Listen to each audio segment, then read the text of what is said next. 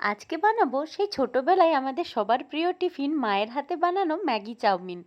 তো কারা কারা এরকম ম্যাগি চাউমিন মায়ের হাতের বানানো টিফিন নিয়ে যেতে আমাকে কমেন্টে অবশ্যই জানিও।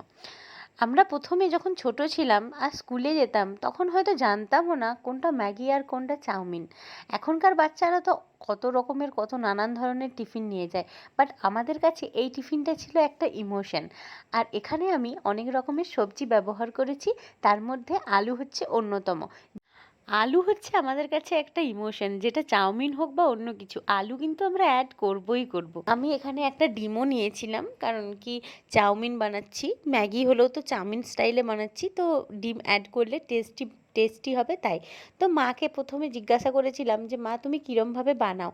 তো মা আমাকে পরপর পরপর বলে দিয়েছিল ফোনে, আর আমি সেগুলো শুনে আস্তে আস্তে ঠিক করে বানাতে লাগলাম। দেখলাম প্রথমে একটু ভয় ভয় হচ্ছিল যে টেস্টটা কি মায়ের মতো বানাতে পারবো আদৌ। তো যাই হোক, পরপর মায়ের কথা মতো করে সব ভেজিটেবলগুলোকে ভেজে তারপর নুন হলুদ দিয়ে তারপর ওই বয়েল করে রাখা যে ম্যাগিটা, ওটা 70% মতো বয়েল করতে হবে, পুরো বয়েল করলে চলবে না। ওটা দিয়ে তারপর যে ম্যাগির ম্যাজিক মশলা হয় সেই ম্যাজিক মশলাটা অ্যাড করলাম, আর সামান্য একটু চিনি অ্যাড করে স্বাদ মতো লবণ অ্যাড করে সেটাকে সার্ভ করলাম। প্রথমে দিলাম আমার হাজব্যান্ডকে, দেন আমি টেস্ট করলাম। সত্যি বলছি, পুরো মায়ের হাতের টেস্ট তো আসেনি, বাট টেস্টটা খুবই সুন্দর ছিল। তোমরা যদি চাও বাড়িতে অবশ্যই বানিয়ে একবার ট্রাই করো।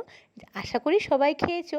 যারা যারা এখনও খাওনি তারা দেরি করো না, অবশ্যই টেস্ট করো, অবশ্যই ভালো লাগবে।